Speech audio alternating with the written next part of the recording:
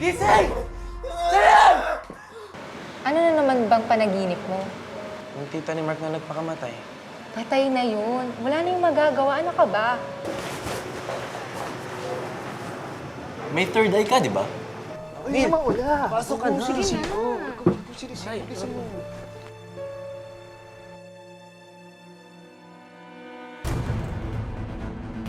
Ano yan? Uy, ano ba? Hindi siya alis. Hanggat hindi siya nakakaganti sa mga tao na nakit sa kanya. Kailangan hanapin niyo si Rodolfo.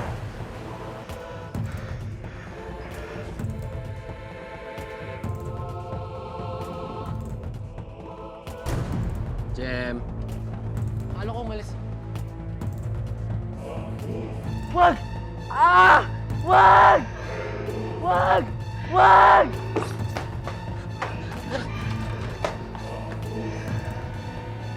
Rodolfo, Ruben, at Rhea. Bakit ka pa nga rin ng nanay at tatay at lolo to? Sumagot ka, Joyce. May lead na ako.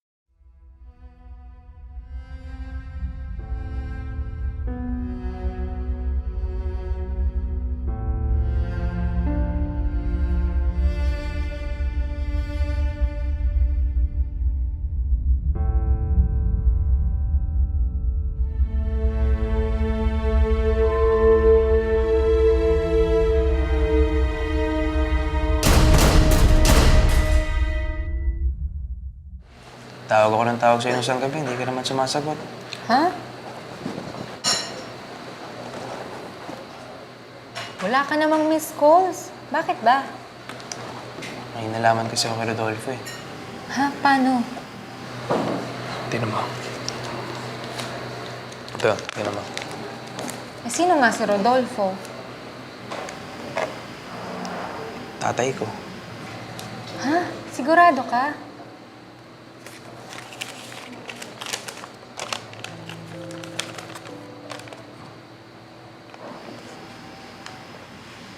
Rhea, Ruben, nanay mo at lolo mo?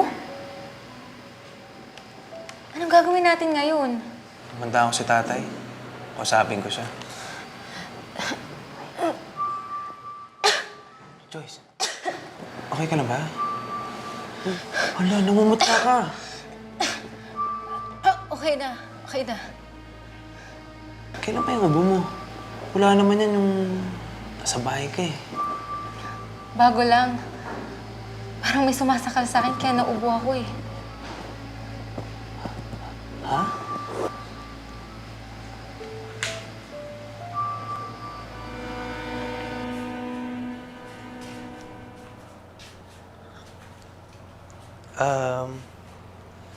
Nakilala niyo po ba si Rodolfo?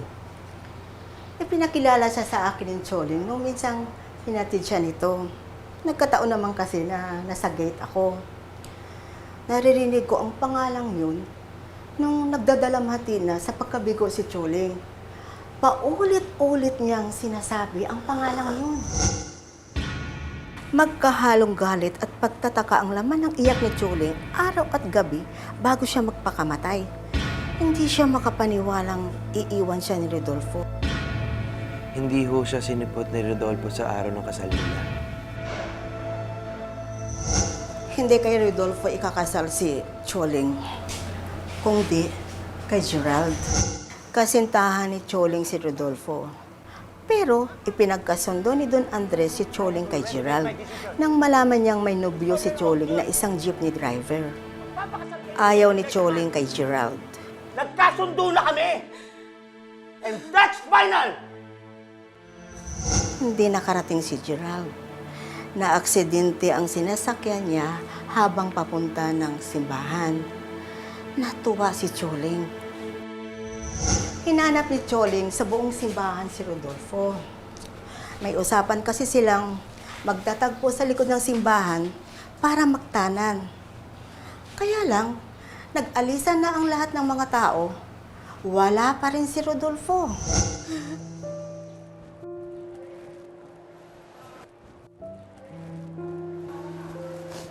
Ate, ano nangyari sa'yo?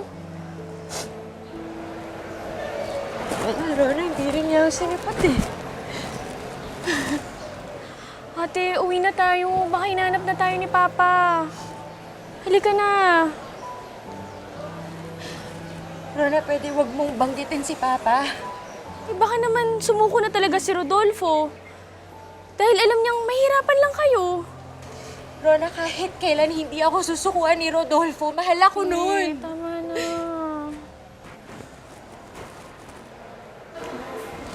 Ate, halika na. Uwi na lang tayo. Hindi eh, baka dumating pa siya dito eh. Halika na. Uwi na tayo.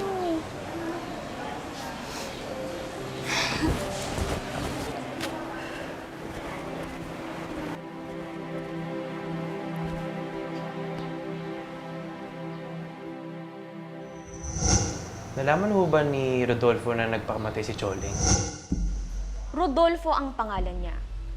Gusto kong sundan niyo siya mula sa tinitirhan niya hanggang sa pupuntahan niya. At dun niyo siya tirahin. Ayokong makakabangon pa siya bukas. Gabi, bago ang araw ng kasal, hindi ako makapaniwalang iutos niyang ipapatay si Rodolfo. Bakit ho gusto nila ipapatay si Rodolfo? Di ba po sinusuportahan naman po ni Aling Rona ang pagmamahalan ni Rodolfo at Choling? Hindi ko rin maintindihan.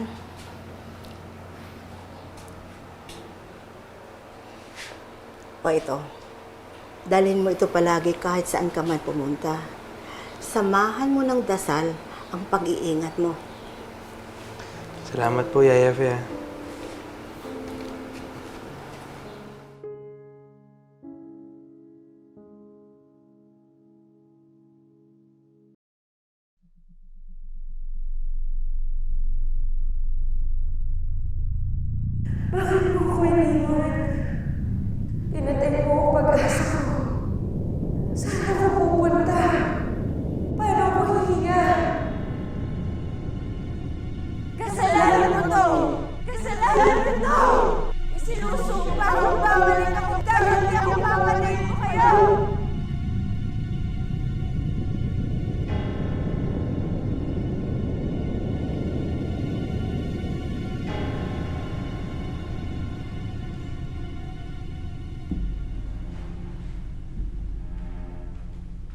Joyce?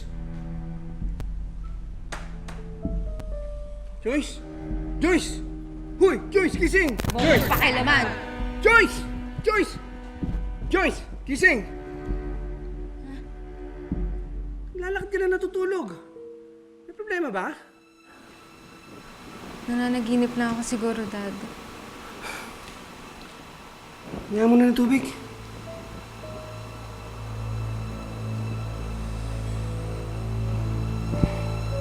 Sigurado ka? Okay ka lang, anak? Ha?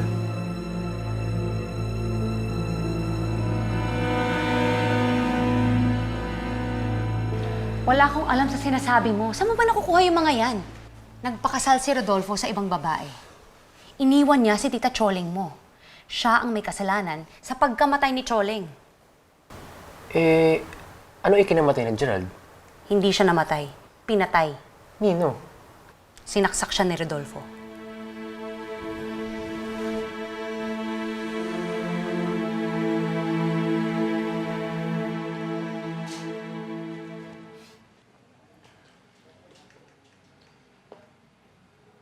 Si Rodolfo, papatayin si Gerald.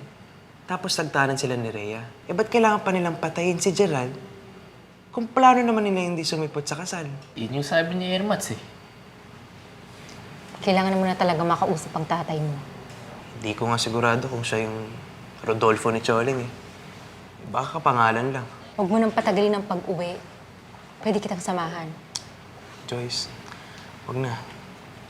Parati na lang masama yung pakiramdam mo eh. Oo nga, Joyce. Pahinga ka na lang.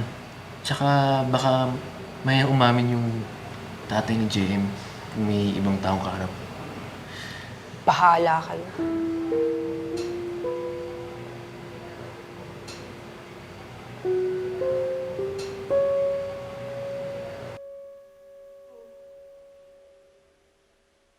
Ngayon na. Ngayon ang takdang panahon upang angkinin ang ipinagdamot sa akin. Ngayon na ang pagkakataon para saktan ang mga nanakit sa akin. Ako na ang mananalo.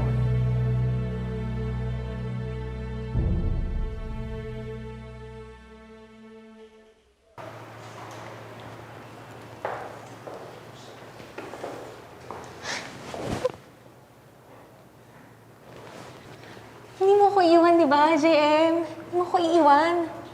Ano? Sabihin mo, hindi mo ko iiwan. Di ba, pangako mo yun, hindi ka alis sa tabi ko. Tuparin mo yung pangako mo, tuparin mo. Uy, ano ba nangyari sa'yo, Joyce? Pag hindi mo ginawa yun, mamatay ako pag iniwan mo ako. Oo. Di kita iwan. Pangako.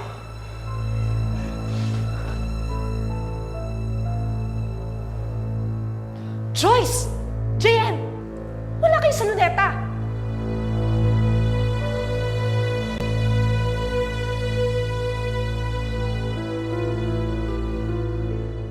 Nangako siyang hindi niya ako iiwan. Sinungaling siya. Nag-away ba kayo ni JM? Anong ginawa niya sa'yo? Pinangako niyang pupuntahan niya ako sa simbahan. Hindi siya pumunta. Iniwan niya ako. Iniwan niya ako! Oh. Dito ka pala. Kumain ka na ba? Opo, kumain na po. Hinatid ko lang po si Joyce dito. Halika, kain ka muna. Eh, minsan ka na naman pamasyal dito eh. Pasensya ka na kung nasigawa kita ng isang linggo ah. Okay na po yun. Huwag mo na pong isipin yun. Alam mo naman na ayoko sumasama si Joyce kahit kanina eh. Lalo na dun sa JM na yon. Ako nang po may kasalanan noon. Inaamin ko po yung pagkakamali ko. Dapat ako po yung naghatid kay Joyce dito. Pasensya po. Kaya ikaw ang gusto ko para sa anak ko eh. Responsable at umaako ng pagkakamali. Joyce! Joyce! Joyce! Ano nangyari sa'yo? Joyce! Joyce! Joyce! Joyce! Joyce!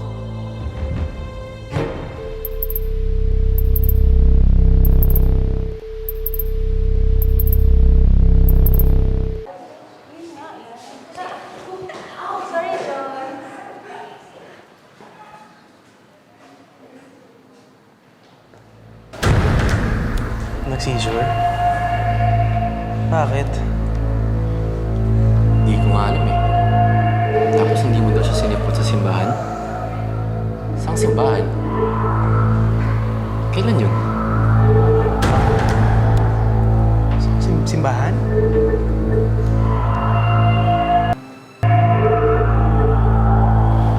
Alam mo pare, iba yung galing niya. Mas galit pa sa akin. Paano mo nang ginagawa?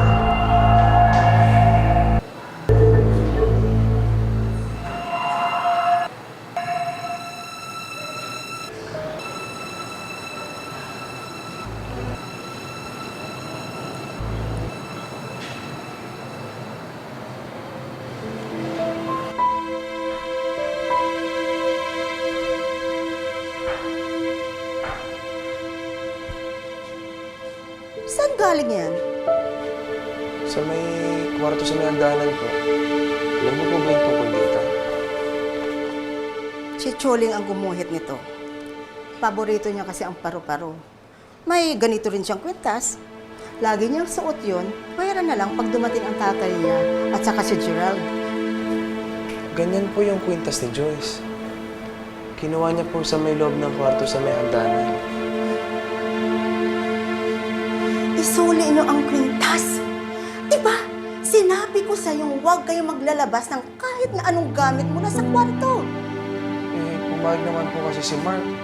Akala ko okay lang po. Hindi niyo alam kung ano ang pagiging bunga ng ginawa ninyo. Bakit tayo, Faye? Ano po yung mangyayari?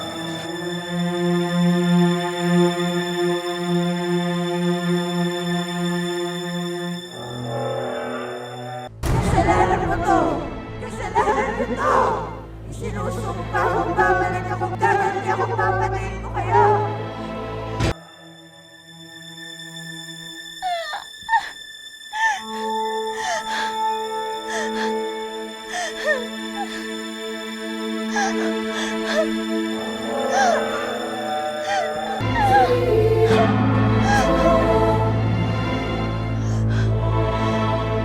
Walang dapat na lumabas na kahit anong gamit mula sa kwarto sa may hagdanan. Para niyo na rin pinalabas ang espiritu ni Choling. Ay, Faye, ano po ibig niyo sabihin? Si Joyce ang may suot ng kwintas. Ano po? Ayaw niya na pong tanggalin eh. Ay, bakit ka pumayag na isuot niya ang kwintas? Eh, nakita ko na lang po suot niya eh. Gustong-gusto niya po yung paru-paro. Siya ang kusang nagsuot ng kwintas.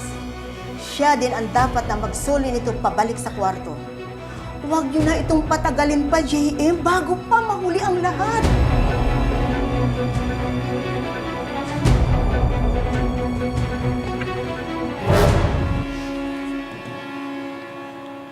Pare, text mo naman siya. Hindi nga siya sumasagot sa text tsaka sa tawag eh. Baka naman pwedeng isama niyo kami sa usapan niyo.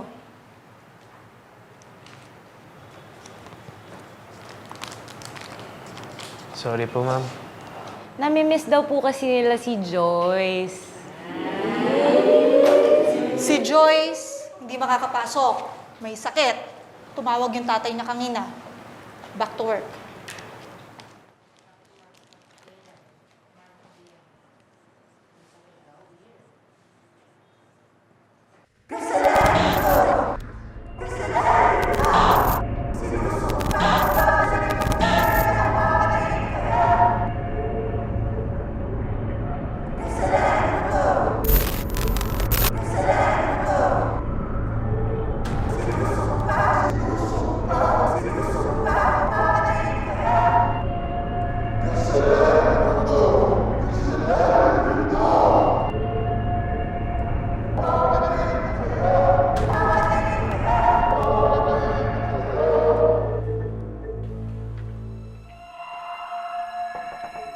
Joyce!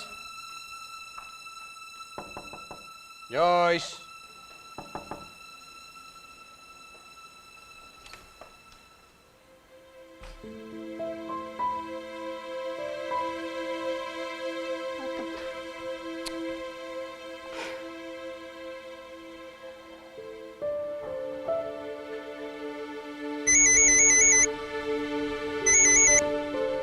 Hello po. Hello, Mark. Nandiyan ba si Joyce? Hi, Tito. Hindi po kami magkasama ni Joyce eh. Akala ko po may sakit siya. Saan napunta yung batang? Wala dito sa kwarto niya eh. Ang ganun ho ba? Tatanungin ko po si JM. Tawagan ko po kayo ulit pagkatapos. Sige, sige, okay.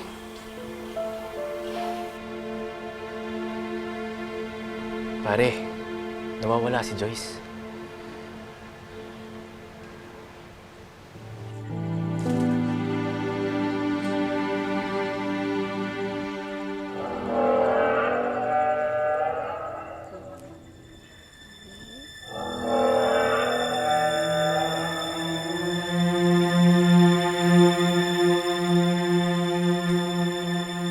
Ate Joyce!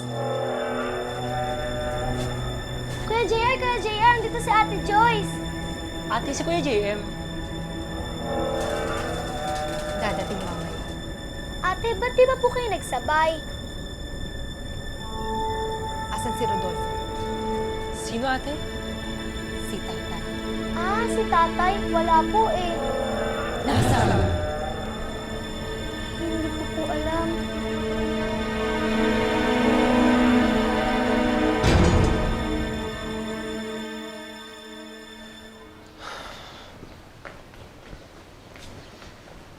Saan naman tayo maghahanap?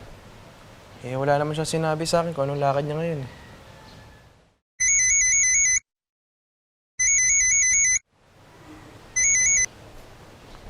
Hello, JR. Patawag ka. Kuya, andito po si Ate Joyce. Pero parang iba po siya eh. Si Joyce?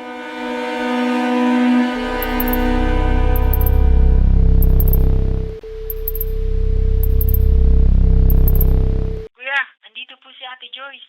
Pero parang iba po siya eh. Si Joyce? Paano naman siya nagpunta dyan? Ano? Nanililisik yung mata? Eh, si tatay. Sige, punta na kami dyan. Mark, kailangan natin pumunta doon. Andun daw si Joyce. Kailangan malaman kita, Joseph, to. Tara na. Iniwanan ako ni Rodolfo dahil sa inyo. Kulang pa ang puot ko para pagbayaran niyo ang kasalanan niyo. Papalayain ko lang kayo kapag sinabi niyo kung nasan siya. Hindi ko po alam. Walang kami, ate. Palayain niyo po kami. Pakawalan niyo po kami. Joyce! Huwag mong patay ng kapatid ko! Joyce, ano? Joyce, ano ba nangyari sa'yo?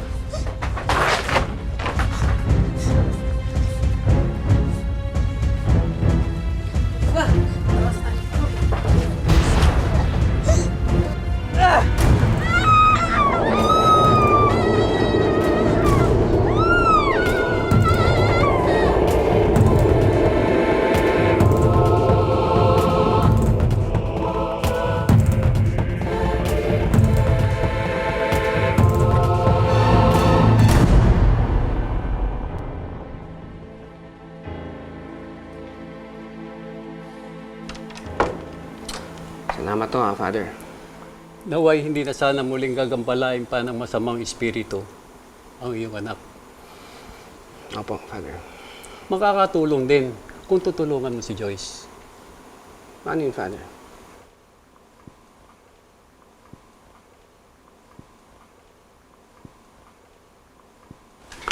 Sa karanasan ko, nagiging bukas ang isang tao sa pagtanggap ng espiritong ligaw. Kapag may nararamdaman ng tao ng kakulungan sa kanyang sarili, sa ganitong pagkakataon, ginagamit ito ng mga ligaw na espiritu upang makapasok siya sa katawan lupa ng isang nilalang. Bigyan mo ng tunay na pagmamahal ang anak mo. Ang tunay na pagmamahal ay mapaghinuod at magandang loob. Ang pag-ibig ay hindi nananagili, hindi mapagpalalo. Kailangan no, Father, na minsan kontrolin ko ang anak ko. Yun lang naman eh, dahil sa ayoko siyang mapariwara. Alam niyo na ibig ko sabihin, Father, di ba? Iba na kasi mga kabataan ngayon eh. Ang tunay na pag-ibig ay hindi natatakot.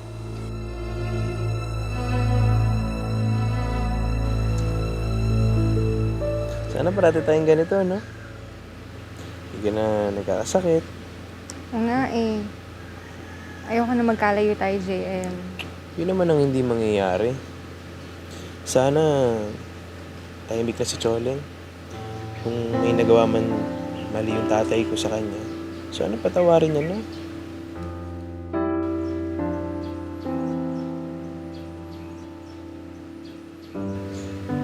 Joyce,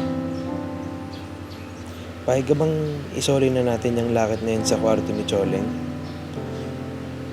Ibabalik ko na din lahat ng sulat. Baka ilan yung kailangan natin gawin para hindi niya na tayo gambalain.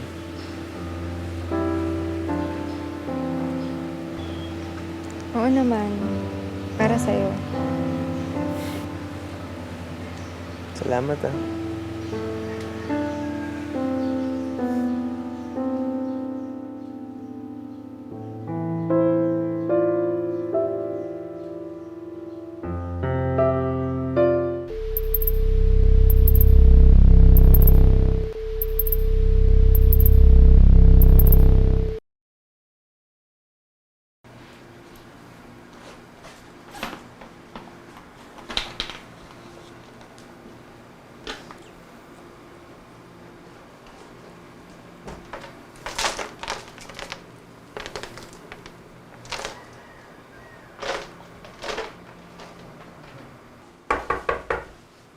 Mark? Mark, kanina pa kita hinahanap. Bakit? Joyce, JM, anong ginagawa niyo dito? Tinatapos lang po namin yung project namin sa arts. Hindi ka sigurado? Tsaka sa social studies po, pinag-crossover po kasi nung teacher namin yung dalawang subjects. Artwork on a socially relevant issue. Opo, tama po si Joyce. Masakit ang ulo ko. Mark, bilang mo ako ng paracetamol sa butika sa kabilang kanto. Ngayon ako? Oo. JM, Joyce, bili mo na ako ng Sige, sige. Excuse me.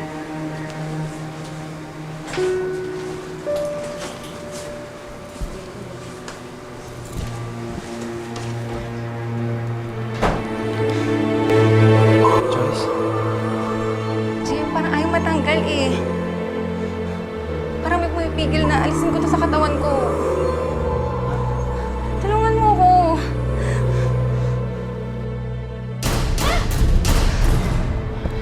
Joyce, okay ka lang? Okay lang. Tara na, malis na tayo dito. JM, saglit lang. Yung cellphone ko na yung Tara na, umalis na tayo dito. Tara na. Teka, hanap tayo ng ilaw tayo. Hanap tayo ng ilaw, ha? Kumapit ka lang.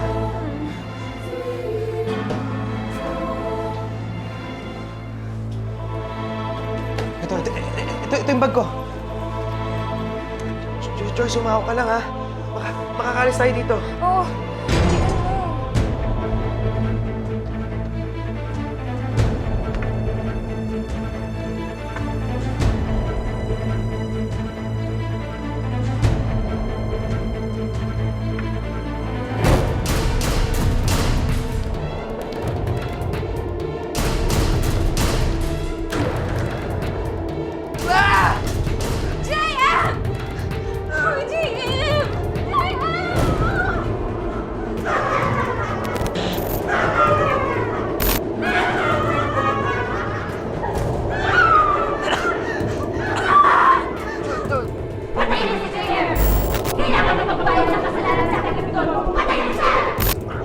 Hindi ko gagawin ang gusto mo!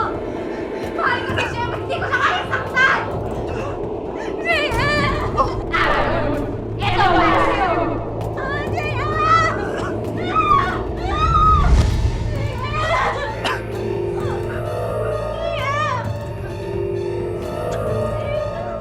Jolie! Joyce! Bitawan mo na si Joyce! Tama na. Doon na kayo! Ako na lang. Ako na lang. Huwag mo siyang patay. Ako na lang kunin mo. Jolie, tama na. Ako na lang.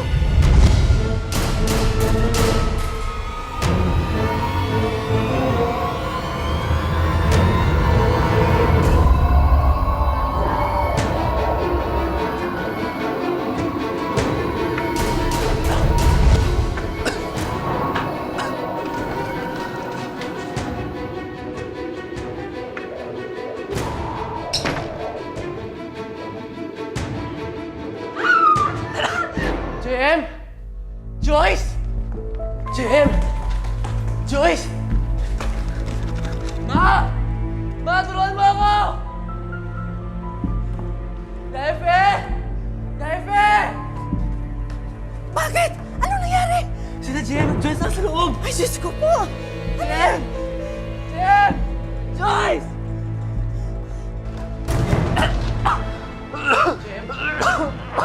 JM! JM! Ano nangyari sa'yo?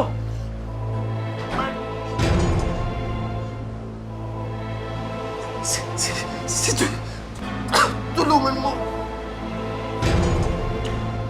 Charlene, huwag mong idamay ang mga bata. Wala silang kasalanan. Kung si Rodolfo ang may kasalanan sa'yo, kayong dalawa ang magtuos. Huwag mong idamay ang mga inosente. Charlene, anak, kung Sa akala mong walang nagmamahal sa'yo, nagkakamali ka. Nandito lang kami. Hindi kami tumigil ng pagmamahal sa'yo. Parang awa mo na. Ako na ang nakikiusap sa'yo. Tigilan mo na ang mga bata. Joyce! Joyce! Jim! Gumising kayo! Jim! Joyce!